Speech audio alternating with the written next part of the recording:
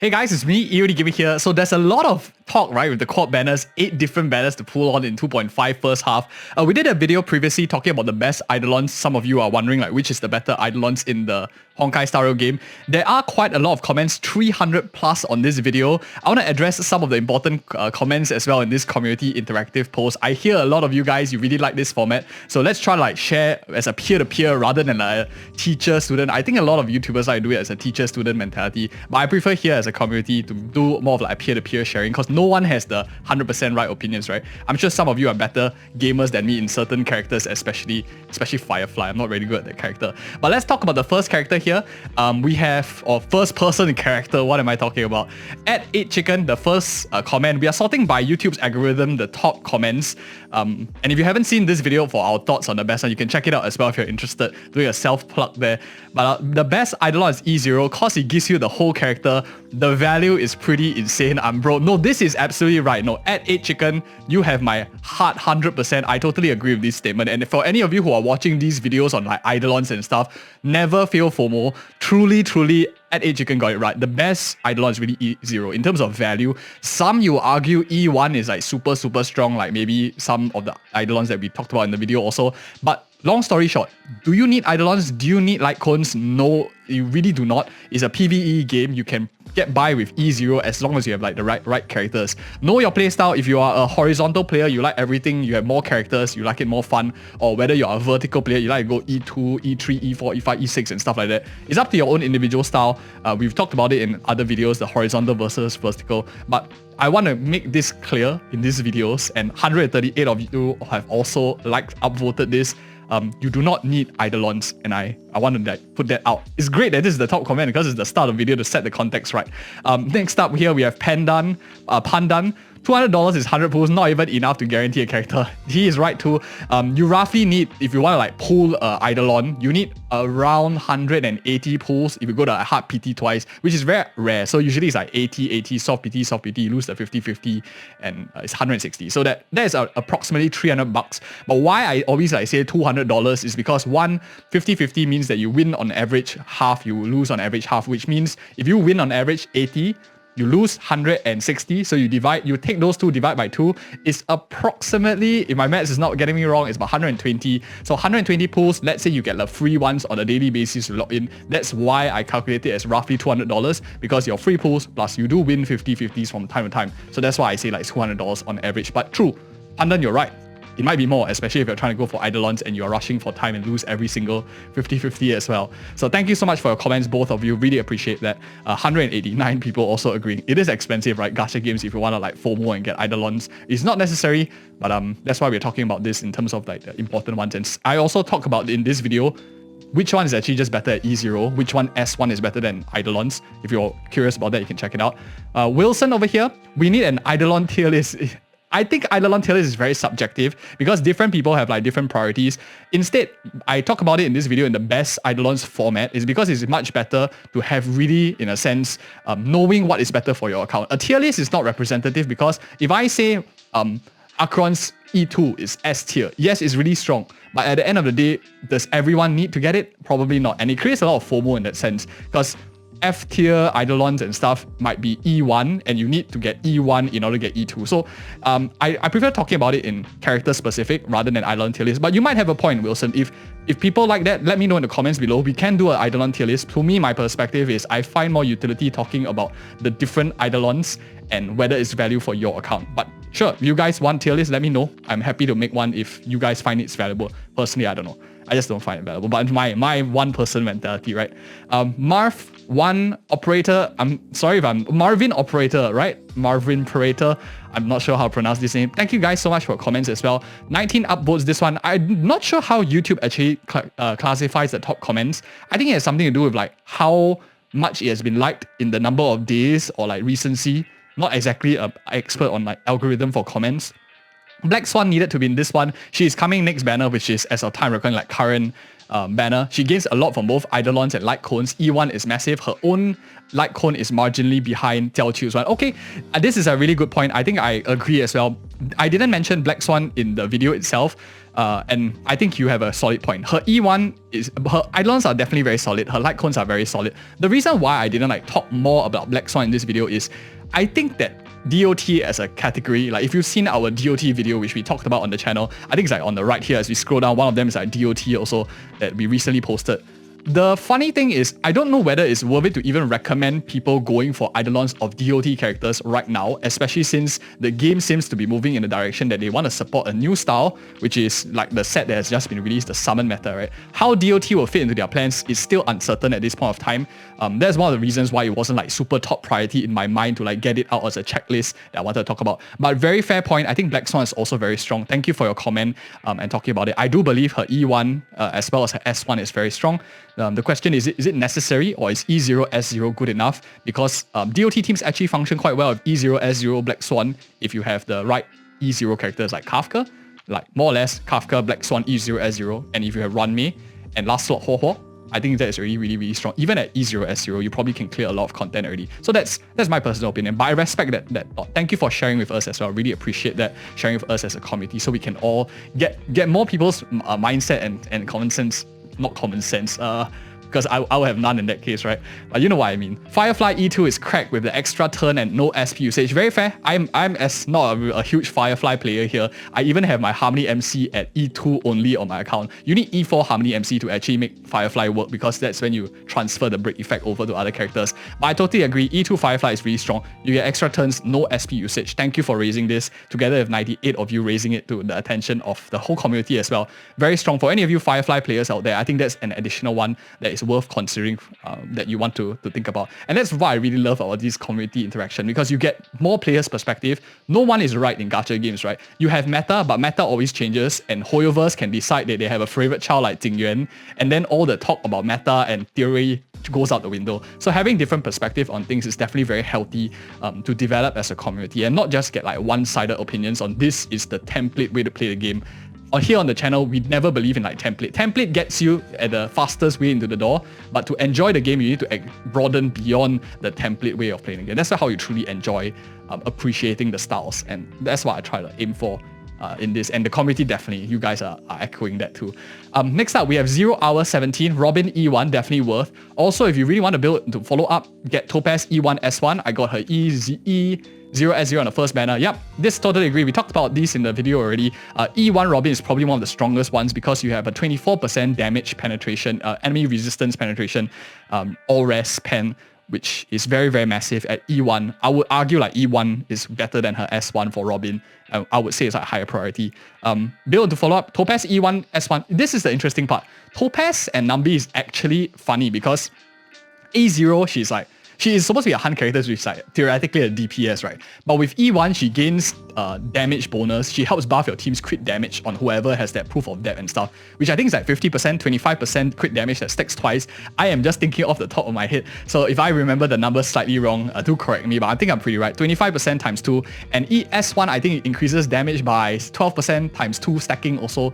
So both of them are really strong for your follow-up damage dealers to do more damage. Tons of damage. One of the rare DPS characters, hunt DPS characters that turns into a support with Eidolons and Lightcone. Very, very cool. I like that. In fact, it broadens the roster, makes her very strong. But then again, it's quite a lot of money, right? E1, S1, you need one additional character which you have to give up. Imagine if you had to give up a Robin for this, or you had to give up Runmei for that E1. It is a tough decision because at some point you would regret if one day you bench E1 characters. Hopefully that never happens, but it is what it is. Thank you so much for your comments. Appreciate Frostshot as well for giving the timestamps. If you guys appreciate him as well, please give him a like and a nice comment. Really, really nice to see timestamps here on the video as well. It is a lot of work to do the timestamps. Thank you so much for assisting with that. Really appreciate it. Next up, we have Jolting, Zach. We have Fireflies E1 and E2 immediately shift playstyle for you. Firefly enhanced skill. Yep, we talked about this already. This is absolutely right. A lot of you are very, very good Firefly players, and I totally agree. I think E1, E2 is something that is very appreciated, especially when you guys express it. It's much more coherent than I would have ever expressed my love for Firefly. I hardly play her myself, but thank you again so much for sharing your thoughts on best Eidolons. I think I should have added her a little bit more in depth, go more in depth in the list as I was making too. So thank you again so much for the comment. I totally agree that I think E1, E2 Firefly is very strong. Next one, we have E2 S1 Sparkle, best harmony with investment for you. The hyper carry meta died from your account. Now, one funny thing is actually, did you know that Sparkle becomes less of a hyper carry as she gains Eidolons? And if you go all the way to E6, Sparkle actually becomes like a Runmei or a Robin kind of playstyle. So instead of a hyper carry, she actually deviates to a team-wide buffing, which is quite interesting that they did that concept. But yeah, Sparkle is still very strong. I think E2 S1, I would say that it's not really necessary for Sparkle out of the other characters. Out of all the harmony characters, the limited, so Runmei, Robin, as well as Sparkle, probably the one that needs Eidolon the least is Sparkle. She works quite good at E0, S0 already. But I would say Runmei, Robin ranks, and if I were to rank like both of them, probably Robin E1 first, Runmei E1, and then Sparkle and whatever Eidolons that she may be. But one interesting thing is E6 Sparkle, I think, is the best out of all three, the different ones. If any of you ever think about E6, that's something interesting to take a look at. But thank you again so much for your comment. And let's do a couple more. I don't want this to be like a super long video, and I really appreciate all the comments that we have sharing the thoughts on Eidolons, because best is subjective, right? One person's best might be different from different accounts depending on how we see the game as well. As someone who came back towards the end of Sparkle's first banner, meeting Akirion instantly enjoyed her character. I did swipe for E2 S1, so another Sparkle puller for E2 S1 here. Nice how you have it like back to back. Yeah, so it becomes more coherent in terms of the storyboarding for the video. The power she gave to my account is insane. Even if all the bonus top-ups got extremely lucky, I need to stop spending on this game. Please, Friday fan, 1, 2, 3, gotta stop spending. I know sometimes the Eidolons are super tempting with all the different powers that you get from the Eidolons, but I always believe like E0, S0 is good enough for most of the characters. At most, go for E0, S1. But I understand some people like vertical playstyles, but try not to like do both horizontal and vertical. You'll really hurt your soul and your wallet as well. But whatever it is, just spend in moderation. I'm sure you guys are responsible with decision making as well. I tend to overspend on characters sometimes, like my Akirion E2 S1 went a bit overboard with that one. But mistakes, we are all human, right? We all make different temptations, given to temptations. Thank you again so much for your comment. Inventory E1 is great, makes SP management easier on rush down teams and also can be a panic button. S1, it makes it building easier, but it's not necessary. For those of you who don't know, E1 inventory gives, I think, a 20% crit damage, and at the same time, I think gives him a fear-free shield or skill. Okay, we discussed this on stream the other day on Twitch TV/EODGamer. You can always check it out. We stream usually in the evenings of Asia time +8 GMT. One of the important things is in the video description if you wanted to know. E1 Aventurine, my thought process is if you need Aventurine's E1 to help him get his uptime in shield, that is a problem with the character itself. The E0 S0 for all defensive characters is very strong. You have Fu Xuan, you have Huo Huo, with Aventurine, Luo Ta, and we're going to have Ling Sha in a couple of days. All these 5 characters will likely work very fine at E0, S0. My problem with Aventurine's E1 is firstly, it underperforms Fu Xuan's E1, which is a 30% crit damage buff. Aventurine's is 20% crit damage buff, and in exchange, that 10% loss of crit damage is your shield is refreshed. If you have a problem sustaining in the first place, that is a fundamental problem that character E0, S0 means he is likely getting power crap, because the other characters at E1, Huo Huo as well as, Huo Huo maybe not so much, but Fu Xuan at E1 doesn't have additional sustain factors in E1. So that is a pretty interesting difference to consider. E1 Aventurine sounds good on paper, but if you need an E1, you need to question, is E0 at risk? Is there a problem with the character itself? So I don't really like E1 too much in terms of value. E1 Fu Xuan offers a lot more value, but at the same time, I don't recommend Eidolons for your defensive characters. It's not necessary, to be honest. If you need a 30% crit damage buff, you probably can find better value elsewhere for additional damage, rather than spending like 200 or, as someone said earlier, $300 for your character too. But thank you so much for letting us consider that, Tarkov B. Those are my honest thoughts. If you guys have other thoughts, do share with us in the comments below. And at this point, if you're watching the video so far, do leave me a comment as well. If you like this format, you enjoy this kind of interactivity kind of things, I really appreciate the comments and I read through them. I take your comments seriously as well, especially those respectful ones, definitely. Thank you so much. So moving on, we have Stargazing Ceres. I have a pretty strict no pooling for limited 5-star Eidolons policy. I'm still gonna watch the video. Really appreciate that you will still watch the video. At least it's nice because you always hear like a different perspective of how people see the game, how people play the game.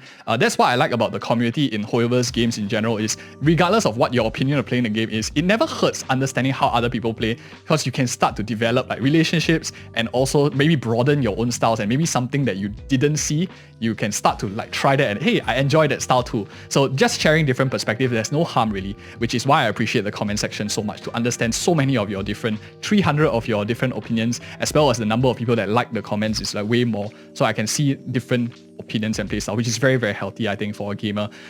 No pulling for 5-star limited Eidolons. I agree with this, that you generally don't need a 5-star Eidolons, but I wouldn't call it a policy because it's not so standardized. Some players like to pull for Eidolons because they prefer to have some people either like doubling down vertical style of like going very in-depth into characters, or whether you want to like go horizontal and pull every single characters because you like more fun. We talked about that in our like horizontal versus vertical video. We should talk about the different play styles of gamers, and honestly, there is no right, there is no wrong. What policy works for you may not apply to everyone, but I understand and respect this decision too. I don't think Eidolons are necessary, and there is a debate like Eidolons first, like cones first. It really depends on the player and what they truly believe in, because like cones there are a lot of alternatives, but if you don't have the base copy, you can't play the character, right? So different things to consider. Next up we have, I think I liked everyone, right? If I forget to heart something in the past video, it's not because I am angry with the comment, I just really am absent-minded. Just some random guy 1727, unless you have lots of disposable cash, it's hard to see how any character or Eidolon would be worth $200, and this is an extremely good point.